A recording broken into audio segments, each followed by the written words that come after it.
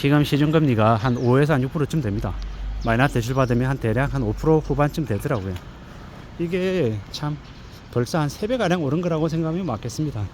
저도 과거에 한 2020년쯤이었나 대출을 받았은 적이 있습니다. 그때 대출 받았을 대출 이자가 얼마인 줄 아십니까? 1% 한 중반밖에 안 됐습니다. 믿기 어려운 수치죠. 뭐 여러가지 혜택들 다 받고 이래저래 하니까 한 1% 중반이었던 것 같습니다. 그때 기준금리가 얼마였나? 0%대였던 것 같습니다. 문재인 정부 때. 참 믿기 어려웠던 일이죠. 그러한 일들이 이제는 거짓말처럼 여겨집니다. 참 신기하기도 하고 놀랍기도 하고 앞으로 어떻게 흘러갈려나 라고 생각해 보면 이제 더 이상 그때와 같은 저금리는 없다라고 보면 거의 맞죠. 참 신기하고 놀라운 일입니다. 이제 제가 무슨 얘기를 하고 싶냐라면 그때 무리하게 빚을 낸 사람들 대출금리가 1% 후반밖에 안 되니까 2% 미만이니까 5억을 대출 받아도 1년 이자가 1,000만 원이 안 됐어요. 그러다 보니까 너무나도 우습고 만만하게 생각했던 거죠. 돈 빌리는 걸 너무 수월하게 생각했습니다. 근데 착각하면 안 되는 게 1억을 빌리든 5억을 빌리든 이자는 이자인 거고 원금을 따로 갚아야지 됩니다. 안 갚아도 되는 것처럼 그 당시에는 언론에 있는 엄청난 유튜브들이 전부 다 하나같이 말하는 게 뭐냐, 빚내라, 빚내가지고 레버리지 이용해가지고 집 사라, 연끌해라, 그게 돈 버는 길이다라고 엄청나게 떠들어댔습니다. 어떤 놈들은 빚 갚고 빚 내고 빚 안 갚는 게 현명한 거다, 빚은 갚지 않는 거다, 이런 개소리도 아무렇지도 않겠습니다. 왜 그렇게 얘기했겠습니까? 부자들은 빚을 갚지 않는 모습을 보인다, 이런 개소리도 했었고요. 돈이 있어도 빚을 낸다, 이렇게 얘기도 많이 했습니다. 일정 부분 맞는 얘기일지도 모르겠지만 실제로 보통 사람들에게는요, 빚 내는 건 매우 큰일입니다. 빚을 한번 잘못 내면요, 이자가 한순간에 오르면 답이 없다라는 겁니다.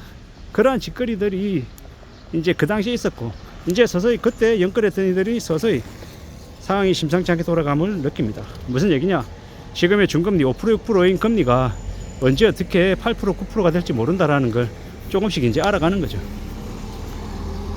이제 스트레스 DSR 50% 적용이 7월 1일부터입니다. 이제 얼마 안 남았죠.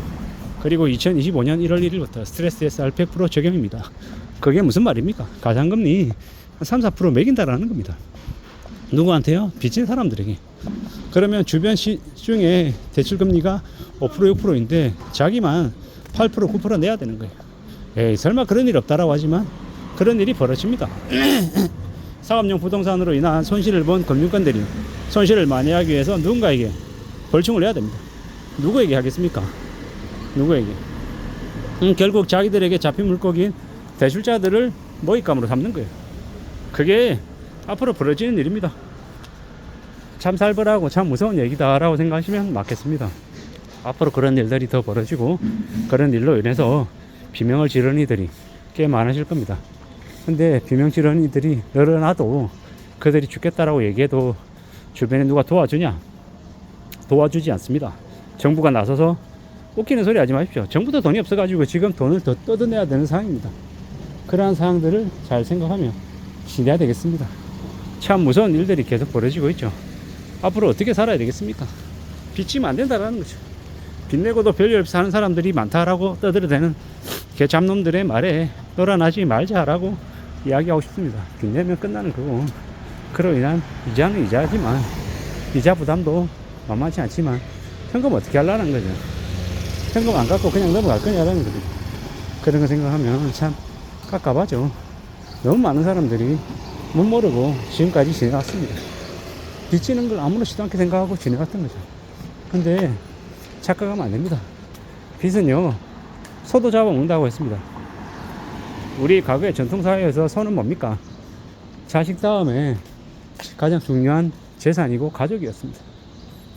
결국은 빚을 지면요, 자식하고 마누라도 팔아먹고 집에 있는 모든 걸 다 팔아먹는 게 뭡니까? 빚입니다. 빚. 그러므로 절대로 쉽게 생각해서는 안 된다라는 거, 무섭게 생각해야 된다라는 말씀을 좀 드리고 싶고요. 정신 바짝 차리고 지내야 된다라고 이야기하고 싶습니다. 살아가는 삶이 얼마나 어려운데, 쉬운 것처럼, 별거 아닌 것처럼 말하는 놈들은 상당수가 다 가짜다, 그들의 말에 놀아서는 안 된다라는 이야기를 하고 싶은 거고요. 좀 더 우리는 신중해야 됩니다. 좀 더 조심해야 된다라는 거죠. 사는 게 쉽지 않고 언제든 뒤집어질 수 있기 때문에 더욱더 현금 마련해야 되고 현상일 때 더 아끼고 절약하며 사는 걸 습관해야 됩니다. 그래야 삶을 지켜낼 수 있다는 겁니다. 그것 외에는 기대할 게 없다라는 거. 가만히 있는데 일확천금이 생긴다? 웃기는 소리 하지 마십시오. 그런 거 없습니다. 그런 생각을 하면, 그런 기대를 가지면 그것 때문에 인생이 파멸하는 거죠. 무서운 얘기입니다. 누구나 다 잘 되고 싶고 괜찮게 살아가고 싶은데 그런 거 없다라는 거죠. 그런 마음들, 그런 생각들이 더 삶을 힘들게 만듭니다. 그러므로 더 유의하고 더 조심하고 더 착실하게 살아갈 생각을 하는 게 좋겠습니다. 그게 훨씬 더 나은 모습이다라는 겁니다. 이런 생각 저런 생각 많은 생각들이 들죠.